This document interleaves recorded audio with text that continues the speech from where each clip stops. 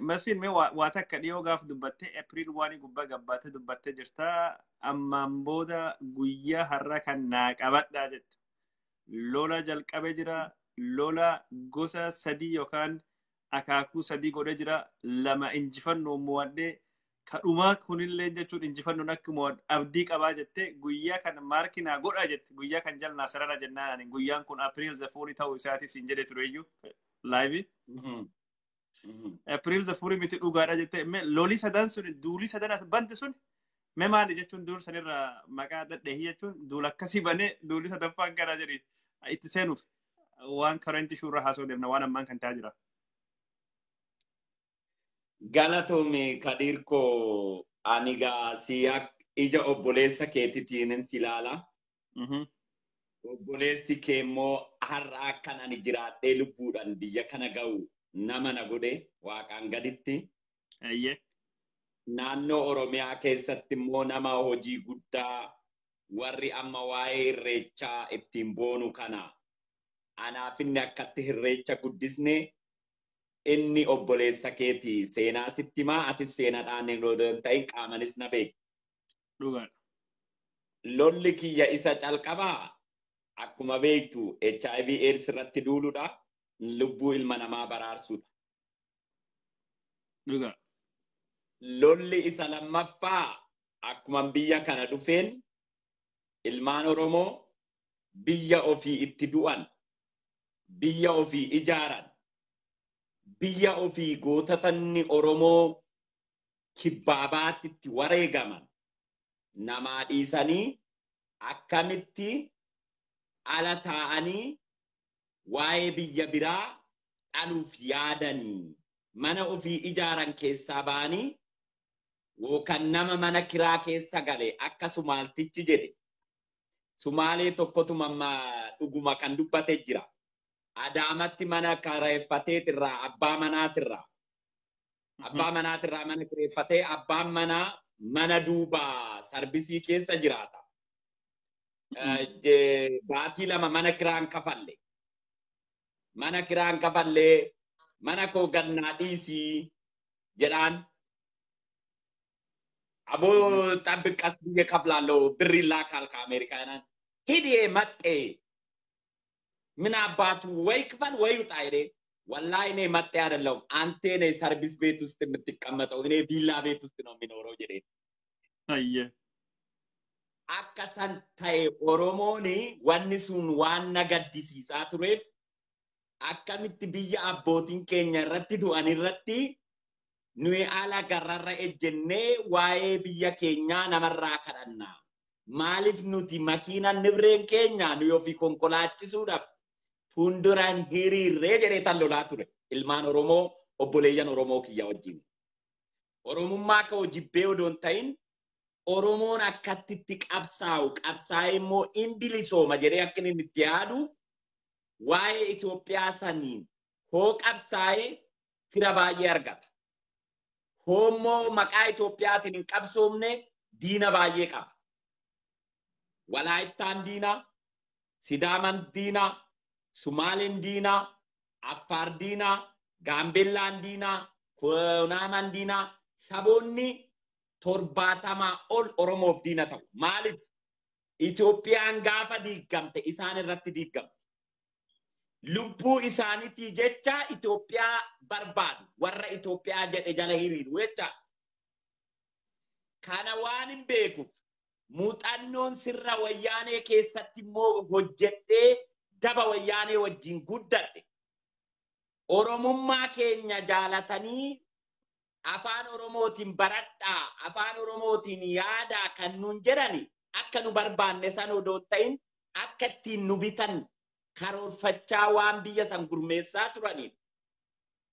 Maqaa Itoophiyaatiin hoo qabsoofne gizee gabaabaa keessatti imbilisoomnaa jedhee tanan sabaaf sallammoota warra Itoophiyaa maqaa Itoophiyaatiin amanu fuuldura foollee koo qabadhee, shimala koo qabadhee, wantee koo qabadhee, Oromummaa koo donnoksin Itoophiyaa jechuun lakkoofsa duraatitti royal faamiliinoo kan lakkaawwamu ta'e ana jechaa san dubbachaa ture. Kana kalee seenan jira har'a seenamni ni mamaa jecha.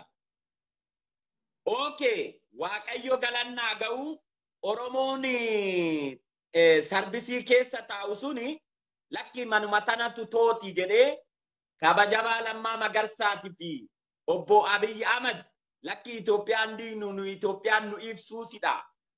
Suusii har'aa gizee booddee baranne odoo ta'in kan dhiigan akaakileef abaabileen keenya itti du'anii nuu dabarsan waan ta'eef kuni siusii dhugaati kan gizee booddee araadan baranne odoo ta'in arrabaan baranne odoo ta'in kan dhiigan fudhatame suusiidha Itoophiyaan nu'iif yaada jedhu maddisiisanii jijjiirama seenaa qabsoo biyya sanii gizee gabaabaa keessatti jijjiiran jecha.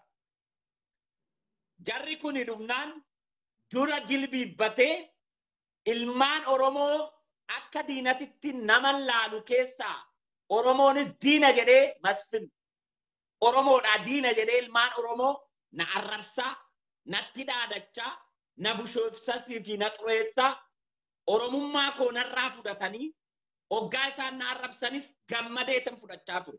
Maaliif kalee gizeen HIV AIDS barsiisuudhaa bahe ummatuma Oromootutti loogii narratti godhaa ture. Gaafan ummata barsiise ummatuma Oromootutti goota jedhee na badhaase. Gaafa isaanii galees har'as Masfinedaa Oromoo jibbee odoo ta'in karaa Oromoodhaa ta'u galeetiif ta'aa jedheen na kabaja jedhee tuban garaa bal'adhee qabsaatu. Har'a Itoophiyaawiin dhugaan mul'atteecha qabsoo sadaffaatti hin galu. Amma eenyutu Oromoodha? Eenyutu Itoophiyaayidha? Eenyutu zaranyaadha? Eenyutu dhugaadhaan biyya sanii dhuguma qabsaa jira kan jedhu kallattiitu mul'ateecha. Kaleessa hoonu kujiban hookijibuu barbaadan maqaa Itoophiyaatiin immiyyee Itoophiyaan hun jedhanii nu in xiggii sanirra teechisanii Oromoo agargan xaayinoo jaagamaa keelloo nu agaree masarratau abna Pheexroos nu agaree masarratau አዲስ አበባ ነው የመሰረተው ለምን እንገነጠላለን አይሉም ኢትዮጵያን ለምን አይመሩም መጥቶና እንጀቻቱራን አኒስ አከሰን ጀቻቱ ኑቱ ኢትዮጵያ ወገኑ ቀበመሌ ኢትዮጵያ ዲጉን ቀምኑ ዲገ ኬኛን ጃራምቴን ጀቻቱ ሀራ ጊዜን ጌሰቲ ኢትዮጵያ ሰም ወገኑ ዳፍ ኢጆለን ኦሮሞ ቤተ መንግስቲ ምኒልክ ሰንሴነን ቤተ መንግስቲ ምኒልክ ሱን ጎበናን ጃራ ጎበናት ጃራ erga gobanni ijaare gobanni abulchu ilmaan gobana erga jedhame har'a galaniiru har'ammoo Oromoo agaritu an taqliloo yaaze jedhanii jibba kaampeenii jammara gizee kana dukaanni sadaffaa baname kan dhugaayii jedheetoo April 1 naagalmeessaa kanan jedhe kana sigalee amma qabsoon dhugaa baateetti amma kaleessa koottaa biyya hoogganaa isin saba guddaadha. Maafot tokko warri jedhan sun hoo Itoophiyaa tana isaan yaaman malee Oromoon hoo yaame warri inaafan bootaan argannu nuti manni nutti hiphatti warri jedhan kallattiitti xuruuramanii ba'aa jiru jecha. Kanaaf amma qabsoo dhugaa. Qabsoo Oromoon Itoophiyaa immaa isaati irratti dhiigatti wareegame itti du'e. Gari Masfin akka bifa gaafii fi deebii wal gaafachaa deemna. Waan ati jette keessa wanni tokkini qabsoo boqonnaa sadii duula boqonnaa sadii tokkoffaa jechuun HIV AIDS irratti duuluudha. Kalammaffaa jechuun Itoophiyaan Oromoon siyaasa Itoophiyaa keessatti moggaa yookaan qarqara osoo hin taane gara jiddu galeessatti dhufee hoggansi biyya suniif malu kennee Itoophiyaa bulchuu danda'uu qaba waan jedhudha. Sun milkaa'ee jira jettam ka sadaffaa ka itti jirtu warra Itoophiyaa kijibaatiin daldaalu yookaan warra maqaa Itoophiyaa kijibaatiin sanyummaa oofuu yookaan ammoo jechuun maqaa sanyii Itoophiyaatiin nagadu isaan saaxiluudha waan jedhudha. Garuu waa takka jechuun amma gaafa Oromoo gara siyaasa Itoophiyaa jiddu galeessaa fiduu barbaadde jechuun yeroo Oromoodhaaf falmuu feetetti maaliif isin fottoquu barbaaddan maaliif moggaattuuf qabdan koota Oromiyaan miti Itoophiyaan balloonuu keessanii fudhadhaa fira baay'ifadha koota michuu baay'isa jiddu galeessa koota jettee Oromoo fidaa turte yoo garii ammoo social media gubbaatti namni si dallansiis ta'utti hin beeknu jechuun waan Oromoo fa'aa arrabsa yookaan waan dhaabbilee wayii tuttuqa waan akkasii dubbatte turte waan sun maali ani jechuun takka Masfiin Oromummaa isa jibbaa maali jedhee shakkeen beeku garuu yeroo garii afaanii dubbattu ka arrabsoo fa'aa ka dallansuu fa'aa waan akkasii qaba waan akkasii fa'aa ka goosun maaliif goota itti gaabbita waan sun. Kadirgo itti gaabbeen beeku. Ani amala kootirraa arrabni afaan koo keessaa baheen beeku. Kadir dogongora adeemsaa yoo qabaate dogongora adeemsaa qaba Kadir jedhee tanan qeeqa malee arraba gadi bu'ee kashlabbummaa san uumama kootirraan qaba. Oromoo tokko hoonan qeeqe akkan ani barbaadu akka ta'uun barbaadu. Akkan ani itti qabsaa'u akkan itti fedhu. Dhaaba soonan qeeqe dhaabnis nama lamatu nama sadiitu wal barbaadee wal ijaara malee Oromoon suma anaaf ayyuun ati waan jette anaaf maxaafa qulqulluuti yookaan quraana si jalan deema hin jedhu Oromoon. Namootatu walitti dhufee yaada waliin maddisiisee Oromoof kanattu ta'a jedhee too qabsaa jira malee Oromoo yaadni kun naa ta'a jedhee jiru. Kanaaf Oromoo hayyuu Oromoo tokko qeequun Oromoo jibbuu moti. Dhaaba Oromoo tokko qeequun Oromoo jibbuu moti. Oromoo jibbee saba Oromoo kanan arrabse saba Oromoo dhiisiti. Namuma na arrabse iyyuu deebisee arrabsee hin beeku. Individual nama ta'ee jiru. Kuni gizeen qabsaa'us karoorsadheetiin qabsaa'u. Bakkan ga'uun barbaada. Ammas ani yaadan ani Oromoo yaadan ani barbaadutti dhufe malee ani yaada Oromootitti hin dhayi. Bakkuma kalee ejjedhurran jira. Bakka kaleen ani ejjedhu san Oromoon na deeggaree Itoophiyaa isaatiin marii fudhatee jira. Amma warri kaleessa Oromooniin maan qabsoo maa Itoophiyaa hundatiin hogganne jedhee na wajjin qabsaa'u suni gaafa Oromoon dhugaa hogganuu calqabe warra mufateen arge. Itti deemna Masfiin gaafii kan meetti deemna yeroo sanitti jechuun hayyee hoggansallee haa ta'uuti nama garii aktivistoota ka jechuun atiin qeeqaa turtifaatti ture yookaan balaaleffatu waan san jechuun warra kaampii biraa keessa taa'ee maqaa Itoophiyaa kasobaatiin kaa'ame daldalaa jira kaati jettee itti beeyitti yookaan itti naqqaate kan warri gammachiisuuf waan goote moo waan nama gammachiisuuf waan tokko godheen beeku godheetis hin beeku. Kana obboleessi keessatti taa'i. Ani gaafan biyya kaadiree OPDO pirezidaantii naannoo Oromiyaatirraa kaasee naman harka baasee waan natti dhagaame sodaa malee naman dubbachaa ture gaafan biyyatu. Kana obboleessa kee caalaa akkasi ana beekee sitti munya. Waan ani itti amane nama gammachiisuuf yookaan nama mufachiisuuf hin haasawwan. Kan garaa koo keessa jiru kan sammuun koo aga beeku itti amane malee amaarri tokko Oromootti akka aareefoo jedhee amaarri tokko immoo Oromootti akka gammadu jedhee yaan. Okay, Masfiin bahee jira deebisuu carraaqa. Waliin arrabsina jechuun namni nama arrabsanii yoo gaafii qabaatanii gaafii waan hangaafachuu barbaachisaa tahee as jala barreessaa walii kabajaa haa deemnuti. Wanni duulii Abiyyi fa gubbaattuu bananii duulii Oromoo gubbaa banan kun waan naa tahee fi nama hedduu gad deebisaa jira ka akka Masfiin fa. Masfiin intarneetii daddaancii sana fakkaata si deebisee jira. Intarneetiidha. Ani arraba ammas naa arrabsan Kadiiroo. Dhuunfatti horii abbaa isaanii naannee abbaa isaaniin ajjeesu. Kan walii qabnu Oromummaadha. Kan waliin qabnu biyya. Nama xiqqootu ana taatu malee jedhee si arrabsa. Kadiiroo har'aa yaada kanarraa madde Oromoo jibbe jedhee si arrabsa. Sammuu bilchaasina siyaasaa sammuu saba keenyatti tunatti dhaga'ama malee namoonni na arrabsaniidhaaf na jibban jedheen amanu. Sammuun keenya agam siyaasa irratti bilchaanne. Kuni nama akka kootii nama hin baranne kana dhiisiti hayyoonni yuunivarsiitii akka kee baratee barmootaan guddateeyyuu waliin taa'ee yaada maddisiisee yaada irratti waliin haasa'uu hin danda'u. Wal arrabsuu irratti kun rakkina saba keenya. Garuu haa ta'u gara marakkoo amma jiruutti toggaan dhufu. Rakko sun gaafi dura takka siyaa gaafa dhute. Sittiin baay'isu rakkoo sanirra bal'inaan haasa'uu deemna. Kun jechuun akka namaa fi gaggaluuf waan gari qulqulleeffachuu fi karaa sunitti deemuu fi masfiin wasiyaa gaafa dhute waa takka.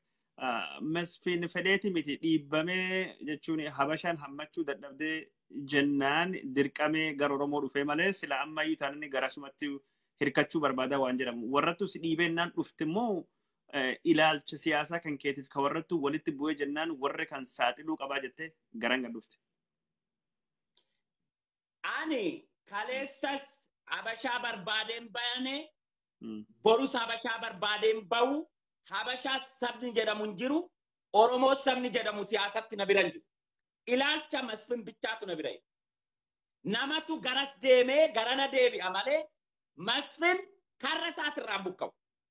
Waan duran kareerfadheen qabso'aa wannan duru kareerfadheen lola. Lammaaf Abiyyi gaafa dhaabba OPDO turan kan ana caalaa dhaaba OPDO qeeqaa turan.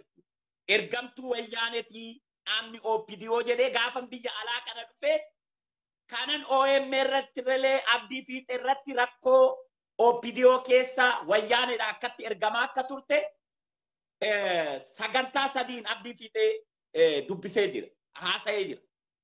Gaafa lammaaf immoo Abiyyi waa'ee Oromoo qoratanii akkatti isaan Oromoo bilisoomsuu danda'an mala maddisiisanii gadi ba'anii qabsoo fidanii dhufan dura kan deeggari'an hayyoonni har'a galanii aangoo barbaadan kun gaafa isaan arrabsan ani garuu nan deeggan. Maaliif yaanni isaan fudhatanii dhufan Oromoodhaaf fira baay'isaa diina irraa xiqqeessaa akkuma duratti siin jedhe san Itoophiyaan hoo jiraatte Gaambeellatu gammada. Itoophiyaan hoo jiraatte Sumaaleetu gammada. Itoophiyaan hoo jiraatte Sidaamatu gammada. Itoophiyaan hoo jiraatte sabaaf sallammoota biyya saniititu gammada. Itoophiyaan hoo diigamte garuu sabaaf sallammootatu hubama. Kuni siyaasaa qabsoo Oromoo kan jijjiire waan ta'eef amma waan ani barbaadu naa ta'e jedhee kanan deeggaruu calqabe amma ana. Har'a immoo warra kalee inni jee Itoophiyaa Oromoon Itoophiyaa maan ganne jedhee too na wajjin lolu suni hoogganuu isaan jammarraani Oromoo bamonopil siltaan wassadanaan jedhan lakkii odoo haara seera paarlaamaa biyyattii saniitunuu aangoo walii hirre in xiqqaataa kan amma isaan fudhatan kuni. Garuu kaleessa kottaa biyya hoogganaa jechaa yaamaa turtanii maaliif hin fottoqna jedha Oromooni maa biyya hin bittinneessita jedha Oromooni biyya tana Oromooti ijaare jaagamaa keelloo goobana daacee abinatee Pheexroosif abdiisaa dhaagaanatti himtaniiti Oromoo ይህንን የፈጠረ ማህበረሰብ ነው እንዴት በራሱ በፈጠረው አገር ላይ ተመልሶ አገር እናፈርሳለን ጀዳ ናን ጀቻ ቱረኒ አረሞ ኦሮሞን ጅጅረማ biyyitunuuyyu biyya tooti sabaaf sallammoota fitis mirga wabii ta'ee tanan sirna dimokiraasii dhugaa lafarratti ijaara jedhee gaafa inni jijjiiramee dhufu Oromoo siltaan baxaqilli wasdu'al maa jettu kanen jedhuun ogaarratti ejjedhee warra yaada kana maddisiisu wajjiniin wal lolaa jira malee gamas hin ceene gamanas hin nayne Masfinuma Fayyisaa Roobii isuma kaleessaa san kadiira. Ayyee. Masfiin waan kan irraa haasofna ijoolleen Oromoo hedduutu jira ka ilaalchi gos kan keetii jechuun qaban Itoophiyaa waan jaalatanii fi durii gaafa Habashaan tokkummaa Itoophiyaa haasa'u warri kaampii Habashaa kun gaafa isaan Oromoo koota yaada fottoquu yookaan ammoo biyya bilisaa Oromiyaa dhiisa Itoophiyaa hoggana Itoophiyaa bulcha waliin nu qaba sabaaf sablammootan deema angoon isinii malaa gaafa dhugaa siyaa turan. Amma yoo isaan arganii gaafa Oromoon dhufee biyyi tasgabbeessee nagaa buusii yoo isaan Oromoo gubbaatti duula bananii nama kan keetii nam hedduu fi ija banan maal jennaan gogaa isaanii ka dhugaa eenyummaa isaanii dhokataa sun golgaa immiyya Itoophiyaa jalatti ka dhokate san saaxilee eenyu akka isaan ta'an beekan. Ijoollee Oromoo hedduutu jira ka afaan Amaarinyaa dubbatan yookaan ammoo ilaalchi gos kan keetii yookaan ilaalchi gos biraa sababa waan adda addaatiif haa ta'uuti amantii maalii ta'u ilaalcha akkasii ilaalchi dogongora fa keessa kan warri kanaaf onnatti dhaamtu maaltu jira? Egaa wanni tokko dhugaa argine zaranyaan eenyu bira jiraa kan jedhu argaa jirra jechaadha. Kalee dhugaa Oromoo jaalatanii Itoophiyaa akka hoogganan barbaadan jenneeti bakka tokko ejjennee waliin lolaa turre jechaadha. Har'a immoo yaada waliin kaleessa qabsaa jirre san Oromoon barbaadee fudhatee bakka san aangorra galchinaani amma immiyyee Itoophiyaa sun Oromoon immiyyee Itoophiyaa suuseenaaf jedhee itti ida'ee haasa'uu calqabnaani qabsoon kaardii dhugaa sun mul'ata. Maaliif duraan immiyyeen Itoophiyaa tun qaaman akka keenya itti du'anii odoon ta'in qaaman akka keenya suusii qabaatanii odoon ta'in afaanin immiyyee Itoophiyaa turan. Kanaafan ilmaan Oromootiin immiyyeen Itoophiyaa dhugaa teenya kaardii dhugaa qabadhaatiin sabaan sallammoota bulchaayiin jedhe. Isatu bilisa bahee jecha qabsoonanitti qabsaa'e santu bilisoome mul'ate gadi bahee jecha ilmaan Oromoo dhugaatti nuyi Itoophiyaawi seenan galma sanii bahee eenyutu Oromoo Itoophiyaadhaan sabboonaa ta'uu qaba hoo jenne seenaa ilmaan Oromooti galma guddaa kan qabu seenaa guddaa kan qabu haawultuma Abna Phexros san gadi jedhanii maal jetta yaa Abna Phexros jedhanii odoo gaafatan seenaa ilmaan Oromoo Itoophiyaa san ijaaruudhaaf wareegame itti himtii jechaadha haawultiin sun. Kanaaf abbaan mana ijaaree abbaa dhugaatitu mana isaatitti gale. Har'a dhugaan abbaa dhugaatitti gallaani abbaan sobaa mul'atame jechaadha. Kanaafin paartii sadaffaan qabsoon dhugaa calqabamte naagalmeessayii kanan jedhe kanaaf. Maaliif ani siyaasatu jijjiiramaa deeme qabsoon ani barbaadutu jijjiiramaa dhufe malee ani jijjiiramne. Kanan qabsaa tureetu mirkanaa'e. Gaafa waan ani qabsaa'eef sun mirkanaa'ee too bootarra teessu diinni dhugaa mul'ate jecha. Diinni dhugaa. Diinni Oromoo jibbee Oromoon akka bakka tokkotti na jibban jedhee of gadi baasee achumaa boo'u warra barbaadutu dhalatamee jecha. Warri dhugaadhaan Oromoo jaalatu eenyu akka ta'e warri Oromoon ofattake jaalalaan nurraan fottoqinaa nuun jedhu eenyu akka ta'e Oromoon hoo akkuma Oromootitti ala ejjetee inni boo'ee isin nuu immiyyee Itoophiyaa hoo jedhaniini nu malee Itoophiyaan hin amanamtu qulfii fi kaasnanni harka keenya hoo jiraatte malee isin hin amannu warra jedhamutu dhalate. Kuni namoota siyaasadhaan daldalee sobaan jeneraala ta'u kan du'e kan biraa kan muudamu kan biraa warra ta'e. Laal gaafa Haayilee Fidaa faanti dhugaa Oromummaa isaa dhugaa Itoophummaa isaaniitii qabsaan kan itti du'e Haayilee Fidaafaa kan immiyyee Itoophiyaatiin muudame nama biraa. Gaafa lola Adawaa kan itti du'e Oromoo kan muudame nama biraa. Har'a sun hin ta'u jaarraa 27ffaa keessa jira. 21ffaa. Keessa jira. Har'a bara teeknooloojiidhaan wal lollu. Bara rasaasaan wal lolluu mutu. Bara barmootaan wal madaallu. Har'a warri kaleessaa immiyyee Itoophiyaa የቁርጥልስ የጀግና ልጅ ምርጥ ኦሮሞ ልጅ naan jedhan sun sagalee odoo si dhageessite sagalee odoo si dhageessite ante kaajii yoone baandiraa wexxa ante zaranya jedhan Itoophiyaawinnatiin Oromoodhaa fi hoo Jawaar qeeqxe mirti Itoophiyaawidha. Hoo Ermiyaas Laggasaa qeeste mirti zaranyaadha. Masfin immoo kun ittiin qorru kun ittiin oo'u. Itoophiyaa hoo narraa hiratan malee Itoophiyaan namarraa hin hiratu. Anatu baadimmeetti du'uudhaaf dhaqe. Abbootii kootitu dhiigatti wareegamee natti kenne. ilmaan Oromootiin kana wal lolaatoo warra wajjin guddadhe warra na guddise akka diinatitti kan hin laallame mana akaakilee fi abaabileen keenyatti du'ee dhiigan ijaare namaa kennatanii maalee jettanii boossanii dhalolli kun. Har'a immoo mana isaaniitti galan dhugaatu bahe wannan ani qabsaa'e santu mirkanaa'e wannan ani Oromoodhaan irratti wal lolaa ture san wanni ani Oromoon irratti na jibbaa ture santu galma naa ga'e ana. Inni mul'annaani ani daranyaa ta'ee jechaadha. Har'a hoo daranyaadha naan jedhani galma koo qabsoo kootutti galma ga'ee kanaaf natti hin qorru natti sin ho'u ani kaleessas masfinuma ilma Oromoo sabboonaa Itoophiyaadhaa jedhee tan deebii kana deebisaa jira. Paartii sirii jedhee qabsoo kanan calqabe kanaafi jechuudha.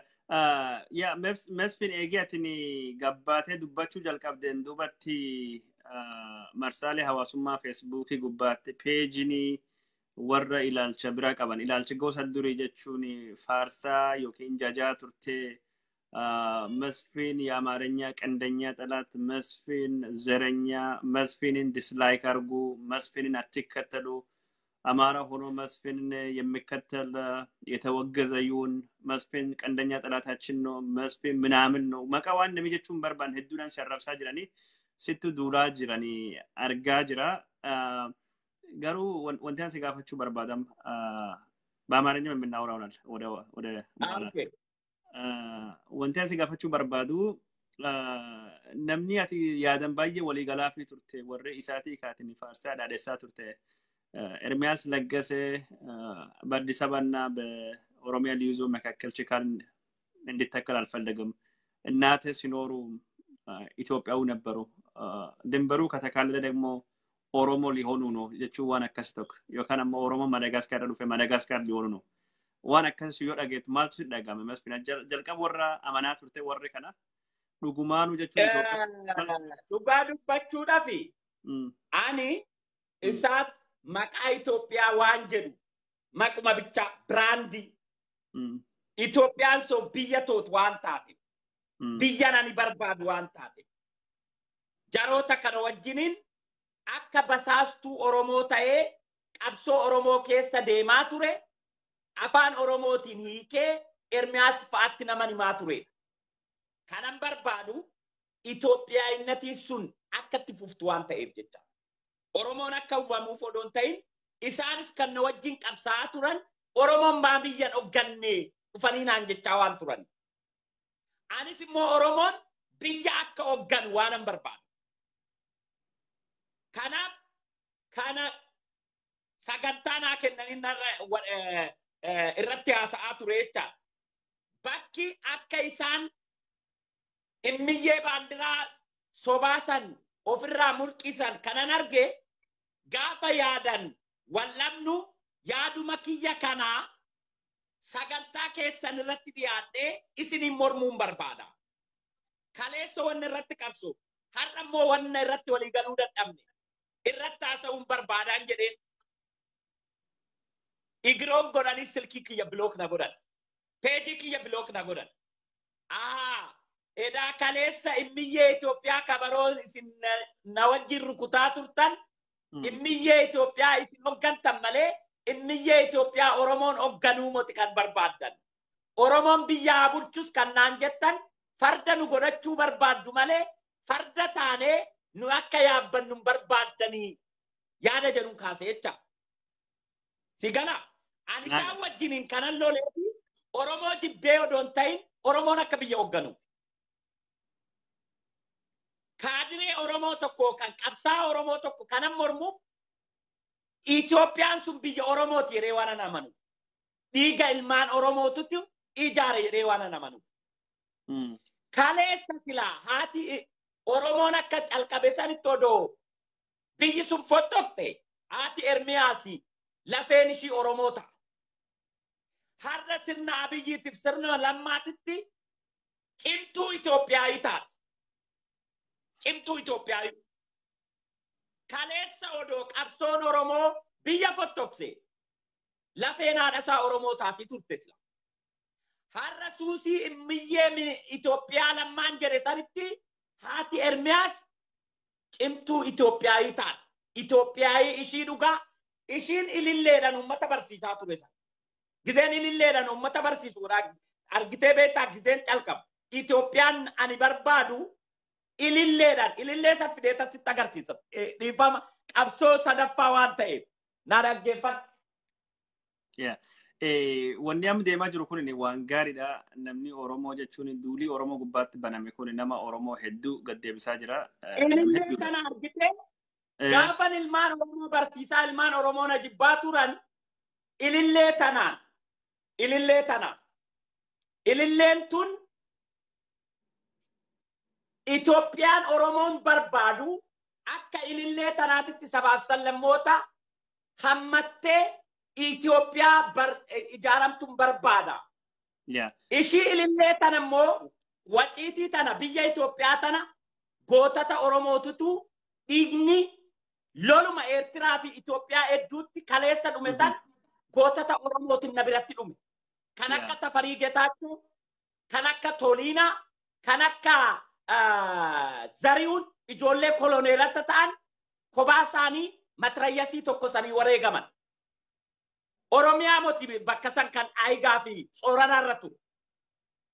Biyya Itoophiyaan biyya kooti jedhanii itti wareegaman. Kuni seenaa mootii kan na bira dhufe. Anatu wajjin lolaa ture.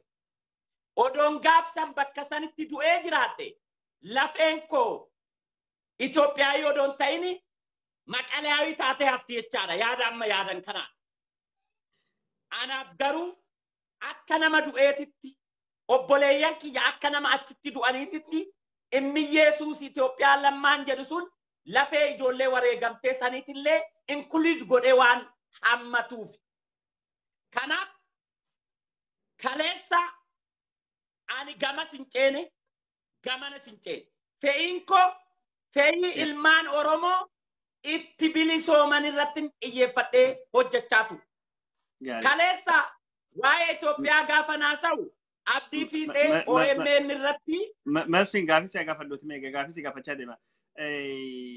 Waa hedduutu kaka'u jira. Masfiin jechuun miyyee Itoophiyaa tanaa Oromoon dhuftee qabattee akka durumallee ijaartee Oromoon bulchiinsatti dhuftee akka hoggantu barbaada. Sun ammoo kaayoon kiyya galmaannaa bahee jettee Itoophiyaan ati jaallattulleen ililliittuu akeektee kan mirga sabaaf sablammoota hammattuu jettee dubbattee jira. Namni hedduun as gubbaatti Itoophiyaa jechuun seenaa keessaa Itoophiyaa gosa Miyyee Minilikfaa, Itoophiyaa gosa Haayile Sillaasee, ka adda addummaa balfituu, ka afaan Oromoo xiqqeessituu, ka jechuun amantii adda addaa hin kabajneefaa Itoophiyaa gosa mee Itoophiyaan ati ililliidhaan yookaan ammoo habaabuun warsiiftuun akeekte Itoophiyaa akkamiiti jechuun Oromoo fi aadaa Oromootii fi sabaaf sablammoota biraatii fi amantii adda addaatiif bakka akkamii qabdee akka yaaddutti?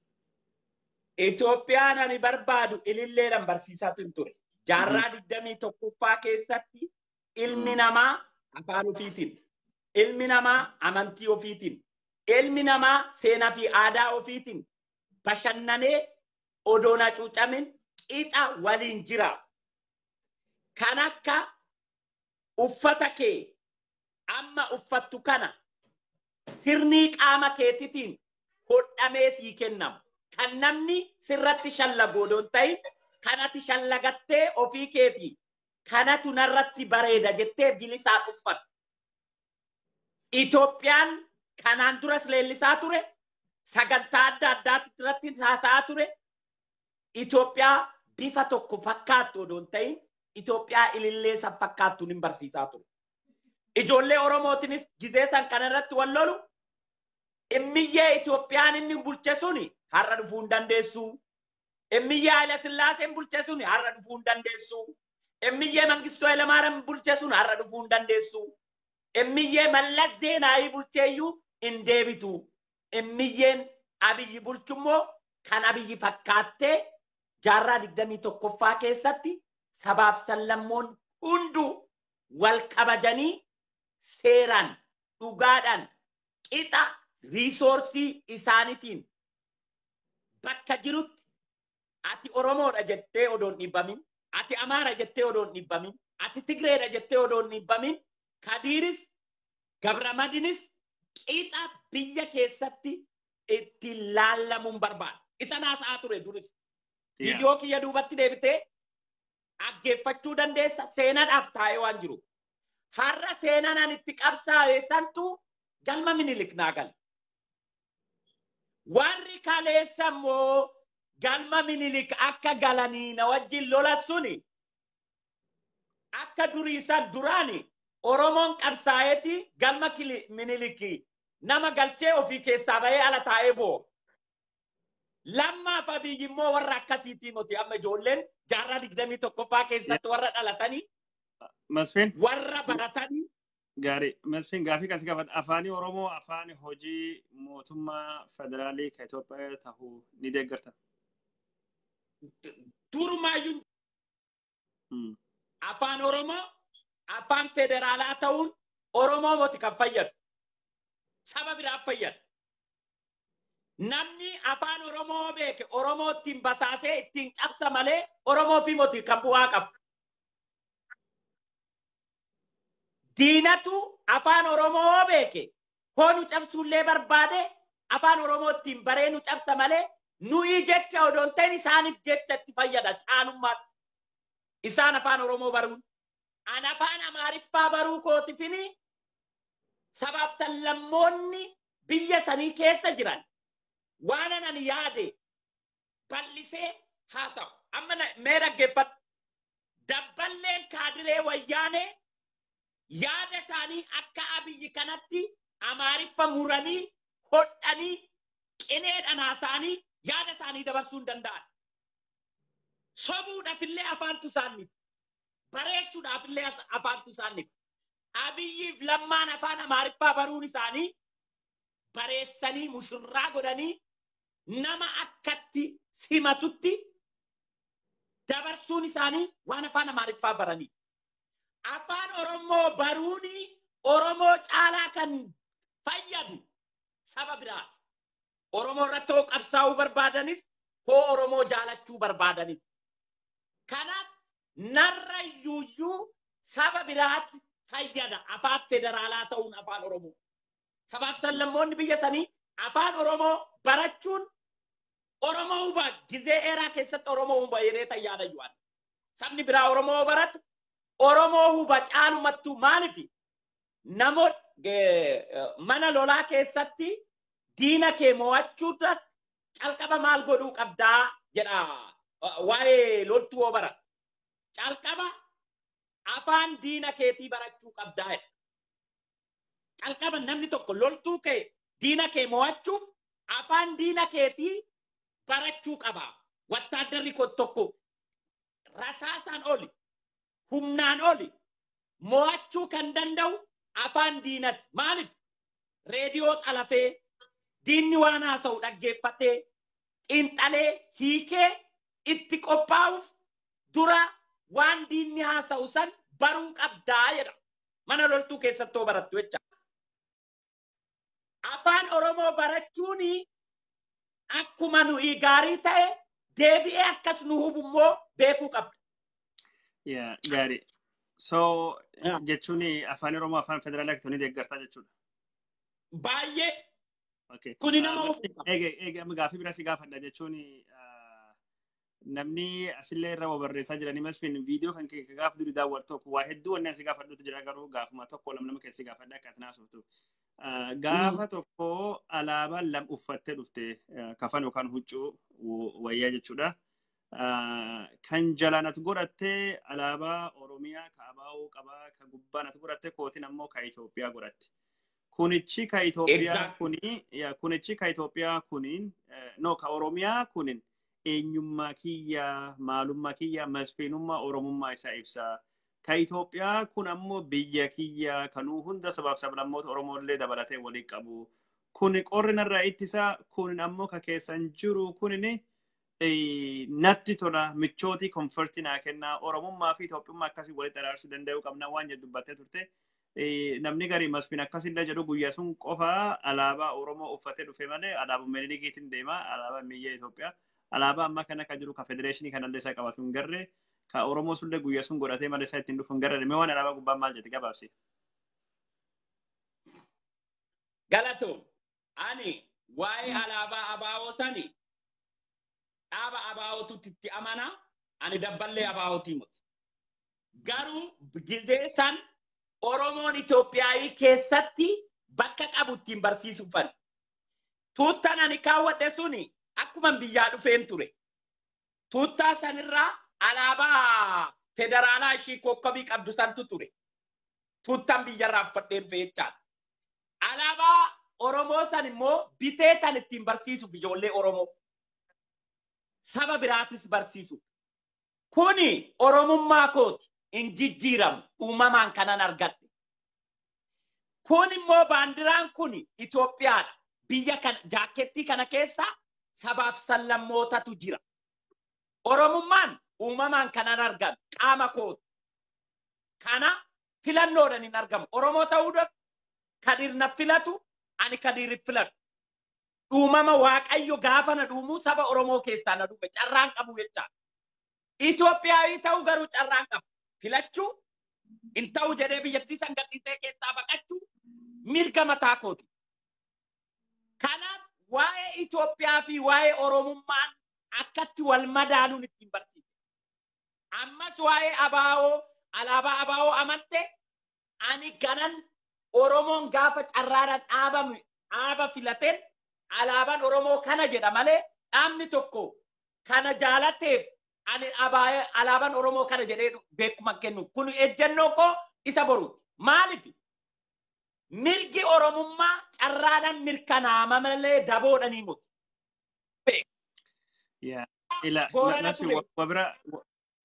Wabira si gaafadha jechuun federeeshinii ammaan kan jiru federeeshinii saba hedduu ka eenyummaa kabaju kana akkamitti ilaaltu warri garii federeeshinii amma jiru kun jijjiiramuu qabaa jedha.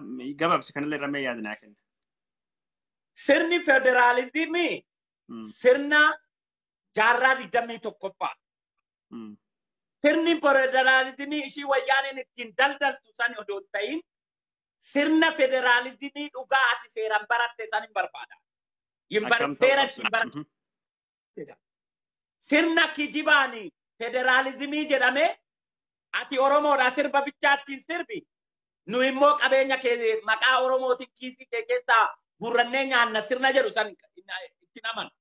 Sirna dhugaa kan qixa nama bulchu. Federaalizimiin jaarraa 21 keessatti namni mormu yoo jiraate aadaawii federaalizimiin akkamitti qooqarratti mirkanaamoo teechuma lafaatirratti mirkanaamoo inni marii barbaachisa. Kamtu nu ta'aa kan jedhu. Isa hayyoota akka keetii kanatu irratti mari'ata. Sirni federaalizimii garuu aadaawiidhaan gajiin tokko baddumarraa gadi bu'ee akka dagaatitti ajaju suni jaarraa 21 keessatti namni yaadus hin jiru hoo yaade immoo inni sammuun isaa hin guddannee jechaadha. Ani kana namanu akkasitti. Hayye ila masfin hayye sun ilaalcha dhuunfaa keetti yoo ka federeeshiniitu amantu taate jechuun alaabaan amma kan federeeshinii qabu ka urjii qabu kana maaliif sun hin qabanne limmuutiidhaan deemta ka jedhu jaakeetii gubbaa ka federeeshinii sanittu jira jettee. Federeeshiniin sun kan kijibaa waan taateef kan dhugaa odoon ta'in kan ittiin na dallalan waan taateef mallattoo sobaa waan taateef mallattoo dhugaa waan hin taaneef. Yoo federeeshiniin sun hin alaabaa Itoophiyaa gubbaatti odaa godhin qabataa gaafas yoo uummatiin murteeffate. Gaafa uummanni filate alaabaa haraallee yoo fudhate bootiidhaan carraa xarabbeezarra lafa gootee sabaaf sallammoonni biyya sanii waliin jiraatan alaabaa Ameerikaatillee maaf filanne ani rakkoon kiyya alaabaa. Ilaalchi keetiif ilaalchi koo walii galuu irratti xiyyeeffadha malee alaabaan anaaf kadir wal lolchiisuun qabu. Alaabaan yaada lamaanii mallattoodha. Yaadni lamaan odoo waliin galin mallattoon walii galchuu hin danda'u nama.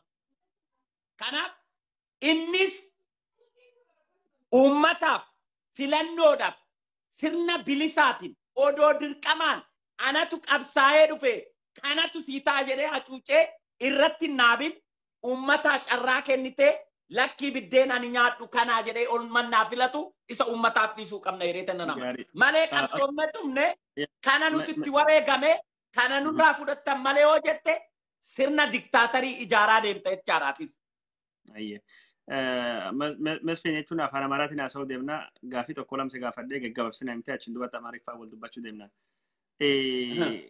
gaafini kadhumaa jechuun namni as gubbaa jiru masfiin kanaan dura ilaalcha Itoophiyaa deemsisaa ture amma jechuun karaa kaampii Oromoo deebi'ee Itoophiyaan jijjiiramaa dhufteen keessatti Oromoon hoggan isaaniitti fufuu qaba warri Itoophiyaa sobaatiin deemu yookaan maqaa Itoophiyaatiin nagadu saaxiluu qabaa jettee jirta. Masfiin ammoo bornu jala muccaatee tan sharaatee warri duratti deebi'aa sodaa jennullee hin qabnaa warra jedhutu jira sodaa sun akkamitti ilaalta tokko. Kanaan walitti ammoo kaatiin akka naa ibsitu barbaaddu warri dure gaafa habashaadhaaf basaastee warra hojjettu suni ilaalcha kenna jibbitee gaafa warra afaan hiikaa turtu feesbuukii gubbaatti bilaak nu gootee jirta masfiinam jijjiiramte an bilaak nu godhuu deemta yookaan ammoo nu deebisuu deemta michummaa qabaachuu dandeenya ammaan booda hiriyya ta'uu feenaa maal jennaan jijjiiramtee jirta.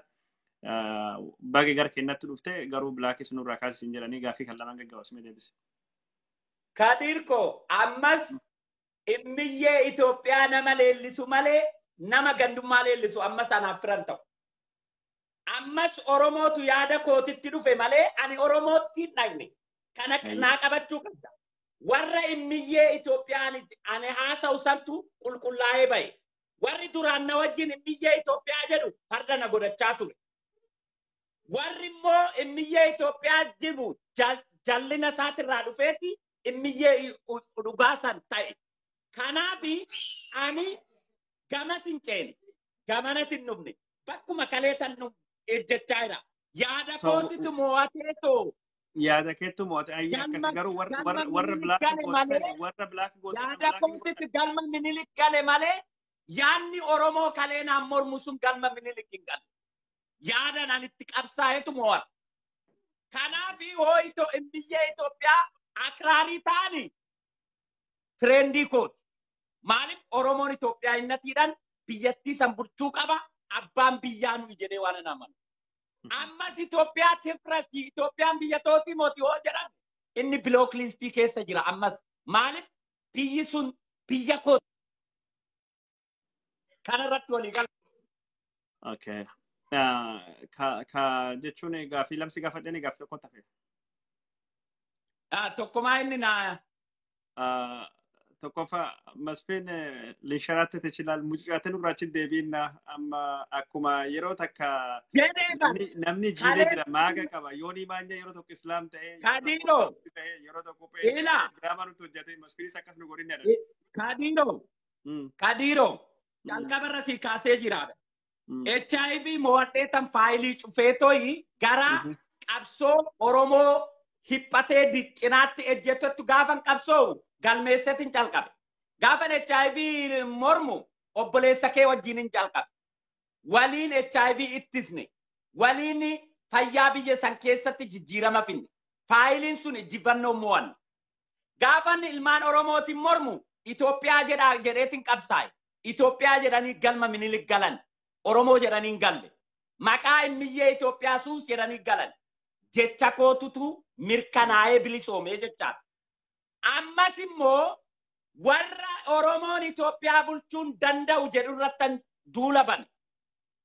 Hoo'i Oromoon Itoophiyaa bulchuu danda'a jedhanii wajjiniin tarkaanfadha malee Oromoon Itoophiyaa bulchuun danda'an warra jedhamu wajjiniin diinuma kiyya ammas. Garas mucicaadhu garanas mucicaadhu. Yaada kootitu seenji mirkanaa dhufaa jira. Ilillee naa kennaa jedhiin. Isin mo'atee masfin ilillee kennaa jedhiin. Warri garisii kennaa jira. Laayikii hedduu argachaa jirta. Ilillee hedduu argachaa jirta. Mallattoo gosa argachaa jirta. Gaarii. Waa takka lama haa dubbadhuuti. Masfiin yaadisaa hin jaalattaniif haa ta'uu danda'a.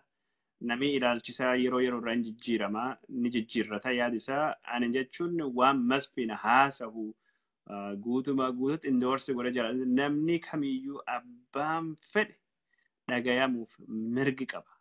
Dubbii baa hin dhoowwan gal dhoowwan malee jedha Oromoon.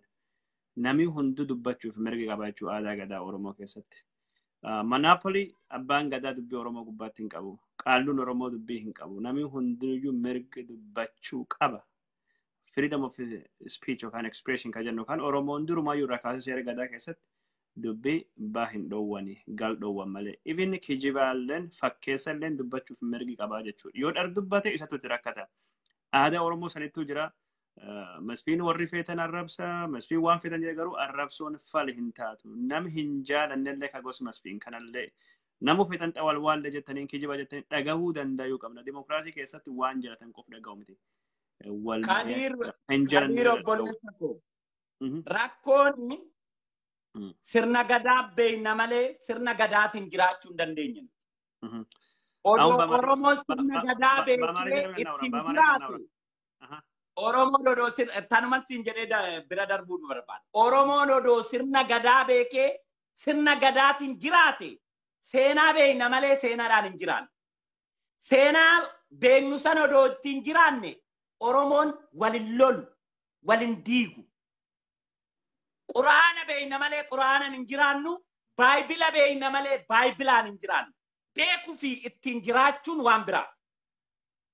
Abbaan tokko sirna mana barnootaa galee seera barachuu danda'a.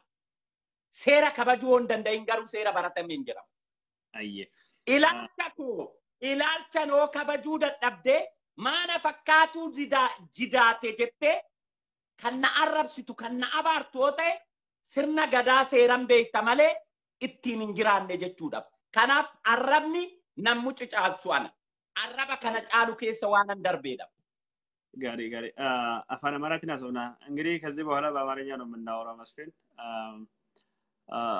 ከዚህ በፊት በኢትዮጵያ ፖለቲካ ካምፕ ውስጥ ነበረ ስትሰራው ነበረ ማለት የነሱን አይዲያ ታቀናል የነሱን አይዲያ ታሳውቃል ከነሱ ጋር ወግነ ከኦሮሞ አክቲቪስቶች ጋር ሙጉት የመግጠሙ ሁኔታ ነበረ ብዙ ነገሮችን ስትሰራ ነበረ ግን ከኤፕሪል 1 2019 ጀምሮ ከዚህ በኋላ ከናንተ ጋር የሚያስማማኝ ብዙ ነገሮች ስለሌሉ የናንተን ገመና የውሸት የሚየመልክ ገመና ማጋለጥ ፈልጋለሁ ብለ አውጀ ነበረ ምንድነው ለዛ እንትን ያነሳሳ ወይም ለዚህ አቋም ለውጥ እንግዲህ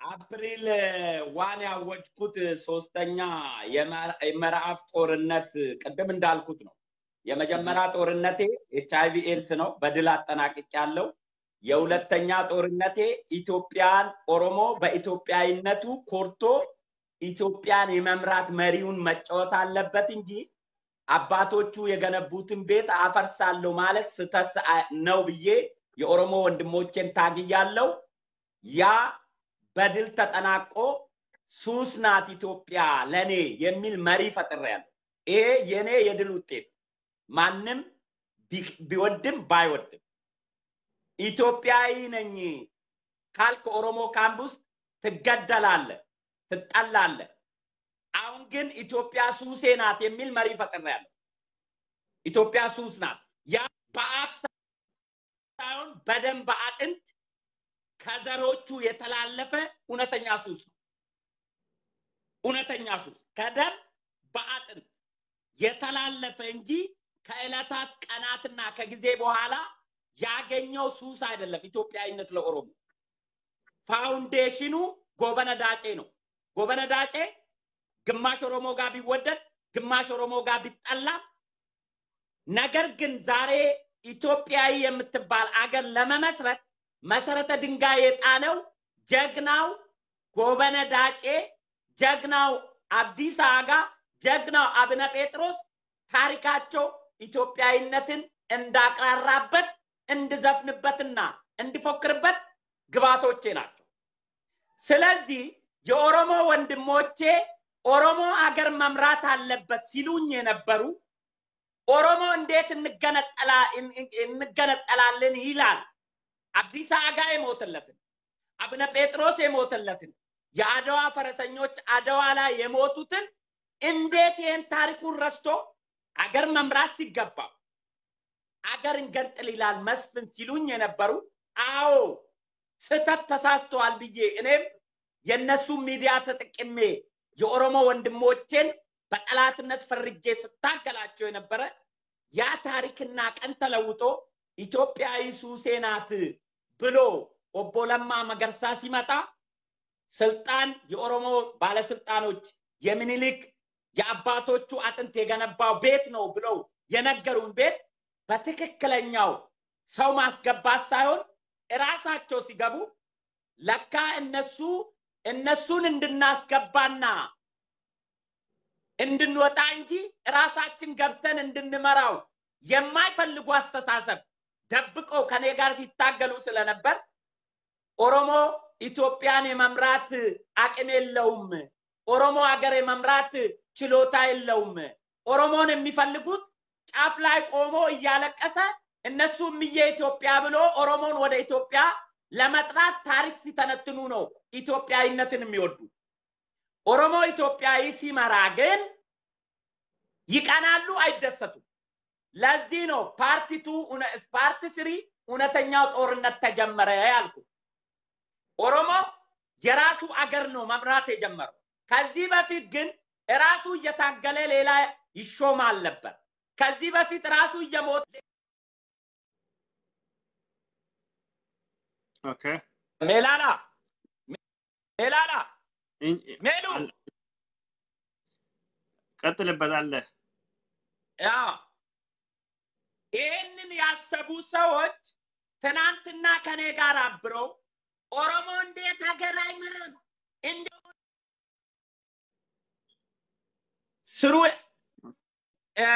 ቤኪ ለሙየ ደውይላት አንዴ ምን እንደምትተቀበልልኝ እኔ ወጣላታለሁ እንደዛ ሲሉን የነበሩ ዛሬ ኦሮሞ አሁንም ቤተ መንግስት ገብቶ ስልጣኑን ጠቅልሎ ወሰደ ብሎ ጮት ተጀመረ እንዴ ኑምሩ ብላችሁ ስትለምኑ የነበሩ ሰዎች ለምን ሀገር አይመራም ብላችሁ ስትናገሩ የነበረ ኢትዮጵያ በኦሮሞ ነው የሚያምረው ስትሉ የነበረ ዛሬ ሀገር መምራት ሲጀምሩ ስልጣን ተቀለላችሁ ብላችሁ ደግሞ ለቅሶ እንዴት ይጀምራል ለካ ዱሮም ስልጣኑን ኢትዮጵያ እናንተ ስትመሯት እንጂ የምትደሰቱት ኦሮሞ ሲመራት ግን እናንተ ኢትዮጵያዊነት ቃሉ የሚያምረው ከናንተ እንጂ ኢትዮጵያዊ ኦሮሞ ሱሴ ነው ካለ ውሸትና ማጭበርበር ነው የሚመስላችሁ ብዬ በግልጽ ፓርት 3 ጦርነት ጀመርኩ ማለት ይሄን ሳረግ የታገልኩበት ትግሌ ውጤታማ ሆኖ ነው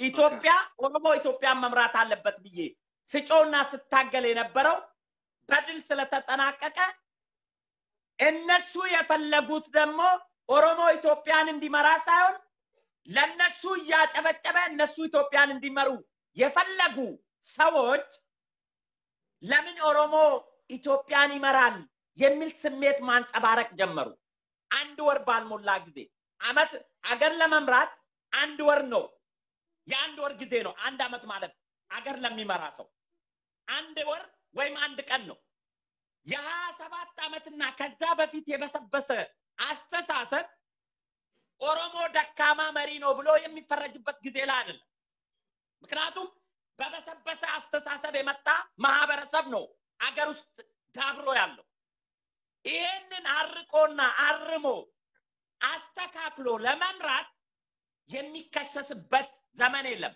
የመፈናቀሉ የመገዳደሉ የመራቡ የዶክተር አብይ አጽያት ሳይሆን ከዛ በፊት የነበረው ገፈትና ቆሻሻ ገንፍሎ የተደፋበት መሳራ ከአፉ ላይ ሲወርድ ሲነሳ ተገልብጦ ሜዳ ላይ የተዘረገፈ ጉድ እንጂ ዶክተር አብይ ያመጣው አጽያት አይደለም እሺ ይሄንን አጽያት ነው ኦሮሞ ሀገር መምራት አይችልም ብሎ የሚታገል ሰው ከኔ ጋር 3ኛ ጦርነት ውስጥ ነው ማለት ነው ሀገር መምራት ይችላል እዚህ ጋር ጥያቄ ልጠይቅ መስፍን አሁን በኢሳት ቴሌቪዥን ላይ የሚወራው ወይም የሚቀነቀን ኢትዮጵያውነት አይነት የሆነ አይነት ኢትዮጵያውነት አለ ለምሳሌ ያህል ደግሞ ሪዮት የሚባል ሬዲዮ አለ የቴዎድሮስ ጸጋይ እሱም የሚያቀነቅነው አይነት ኢትዮጵያውነት አለ ኦሮሞ ሀገርን ያፈርሳል ኦሮሞ ለኢትዮጵያ ስጋት ነው ሀገሪቷን ሊያጠፋ ነው ስለዚህ ተባብረን እነዚህን ኦሮሞዎች የሆነ ነገር ማድረግ አለብን ወደሚል አይነት ዘመቻ እየሄዱ ነው ያሉት እና ይሄ እነሱ የሚያቀነቅኑት ኢትዮጵያውነት የውሸት ኢትዮጵያውነት ነው የምትለው እና እንዴት ነው እነዚህ ነገሮችን አፍራሽ ፕሮፓጋንዳዎች እኔ የለበስኳት ባንዲራ እውነተኛ አባቶቼ የሞቱላት ነው። ቴዲ የሚያለቅስላት ኢትዮጵያ አያቶቹ ባንዳዎች ነበሩ፣ ኢትዮጵያን ሲያፈርሱ የነበሩ። ልዩነታችን እዚህ ጋር ነው። የኔ ታሪክ ባንዲራዋን ስለብስ ደሜና አጥንቴ የተከፈለበት እውነተኛ ነው እምለብሳ ከልቤ ከአንጀቴ ከደሜ። እነሱ እምዬ ኢትዮጵያ የሚሉት ማማለያና ማታለያ መሆኑን ያየው። ማማለያና ማታለያ ከኢትዮጵያ በስተጀርባ ሌላ ድብቅ አጀንዳ መኖሩን በአጭር ጊዜ ታዘብኩ ማለት። እኔ እምዬ ኢትዮጵያ የምለውን ባንዲራ አረንጓዴ ልብስ ከደም ጋር ተዋውዶኝ ነው ምለብሳ። ቆይ ከዛ ከነሱ ኢትዮጵያውነት በስተጀርባ ያለው ድብቅ አጀንዳ ምንድነው ተደበቀ ነገር ለብዙዎቹ ያልተገለጠ? ዘራቸው ካልነገሰ በስተቀር ኢትዮጵያን ሌላ ሲመራ ኢትዮጵያዊ መሆን እንደማይችሉ ያየውበት ነው። ዘራቸው ስንል የትኛውን ዘር? የእያንዳንዱ የቴዲም ቢሆን የኤርሚያስም ቢሆን እሳት ውስጥ ያሉ ጋዜጠኞቹም ቢሆን እነሱ እምዬ ኢትዮጵያ የሚባለው እነሱ ሲመሯት ነው ኢትዮጵያዊ መባል የምንችለው እንጂ እነሱ ካልመሩ ኢትዮጵያዊ መባልና ኢትዮጵያዊ ብሎ መናገር እነሱ ቤት ተቀባይነት አይኖርም። እነሱ ዘረላቸውም ያንተ አይነቱን የናይነቱን ሰዎች ነው ዘረኞች የሚሉት። መብታቸውን የሚጠይቁት በረና በረሰቦች ናቸው ዘረኞች የሚሉት። እኔ ዘሬን ኦሮሞ ነኝ ኦሮሞ ኢትዮጵያዊ ብዬ ነው የምናገረው። እዛ ውስጥ ያለውን አማርኛ ስለሚናገራቸውን አታውቅም ማን እንደሆነ። እኔ አጥያት ስለማልገባ እነሱም ዘራቸው ከየት እንደተወለዱ ስለማላውቅ ዘራቸው እምዬ ኢትዮጵያ የሆነ እንደኔ በኢትዮጵያ እኔ ኦሮሞ ኢትዮጵያዊ ብዬ ነው ማንነቴን ነግሬ አረንጓዴ ባጫ ባንዲራዋን የምለብሰው ከደሜ ጋር የመጣ እውነተኛ ስለሆነ ማለት ነው። እነሱ ግን ማንነታቸውን ደብቆ ኢትዮጵያዊ ለብሶ ነበር። አሁን ልዩነቱ የተገለጠውና ለኔ የታየኝ ለካ እምዬ ኢትዮጵያ ብለው ከኔ ጋር የሚያጨበጭቡት እነሱ የሚመሯትና እነሱ ሲያስተዳድሯት መስፍን ኢትዮጵያን ካስተዳደረ ኢትዮጵያዊ አይደለም ማለት ነው በእነሱ አስተሳሰብ። ኦኬ ስለዚህ ከነሱ ኢትዮጵያውነት በስተጀርባ የቴዲ ኢትዮጵያውነት ሲፋቅ ትግርኛ ወይም ትግሬ ወይም ትግራይ የምትለው የነ ኢሳት ትግራዋዊ ነው ስትፋቅ አማራ ነው የምትሆነው ከዘራቸው ጀርባ አለች ማለት። ምክንያቱም ይሄንን በምን አረጋግጣለሁ? እኔ እሳት ኢትዮጵያዊ ነው ብዬ ነው ማምነው። በኢትዮጵያዊነቴ ነው ከናንተ ጋር ፈንድም ሬስ እናንተ ላይ መጥቼ ሐሳብ መከራከር ፈልጋለሁ ስለው ከኔ መረጃ ሲወስዱ የነበሩ እነ ኤርሚያስ እነ ሀብታሙ አያሌ ብሎክ አረጉ። መልስ መስጠት እንዲያ እነ ምን አላቸው ስማቸው ጠይቄያቸው ኢግኖር አረጉ። ስለዚህ እሳት የነሱ ፕሮፓጋንዳ እንጂ ኢትዮጵያዊ ኦሮሞ እዛ ውስጥ ድምጽ የለውም ማለት ነው። የሐሳብ ልዩነቴ ትናንት ደግፌ አብሬ እንዳወራው ዛሬ ሐሳባቸውን ግን መቃወም አልቻልኩም። ልክ ትናንት ኦኤምኤን በሩን እርቅም እንዳረገብኝ እሳቶችም ቀናቸው ሲደርስ በራቸውን ጠረቀሙብኝ። የኔ እውነተኛ ኢትዮጵያዊነት ሲያለመልም የነሱ ውሸት ኢትዮጵያዊነት ፈርጦ ያየውበት ነው። ይሄ ነው ፓርቲ 3 ጦርነት ብዬ ያወጅኩት ማለት ነው። አሁን አንዳንድ ጥያቄዎች አሉ እኔ የሚፈልጉ አይነት የኦሮሞ ልጆች ኢትዮጵያውነትን እንዲቀበሉ እኔ የምፈልገው ሰው እምዬ ኢትዮጵያን የሚያከብርልኝ የኦሮሞ ፖለቲከኛ ወደ ስልጣን መጣ። ምን አይነት ኢትዮጵያውነት ነው የምንደግፈው? ለምሳሌ ብዙ አይነት ኢትዮጵያውነት ማንነቶችና ብዙ አይነት የኢትዮጵያውነት ጉንዶ ለኢትዮጵያ ለኦሮሞ ኢትዮጵያውነት አለ፣ የፌዴሬሽን ኢትዮጵያውነት አለ። የትኛውን አይነት ኢትዮጵያውነት ነው መስፍን የምንደግፈው? እቺኛዋ ያኔ ዛሬ 4 አመት ኦሮሞ ወንድሞቼን ኢትዮጵያ ይሁኑ እኔም ምላችሁ ኢትዮጵያ እቺ ናት። እንደዚች እንደ አበባ የተዋብን የተለያየ ቋንቋና ባህል ያለን ኢትዮጵያ ብዬ ሳስተምር ነበር። የዛሬ 4 አመት ገና ፖለቲካውን ሲጀምር ለማና አብይ እቺኛዋን ኢትዮጵያ ነው ይዞ ቤተ መንግስት የገቡት።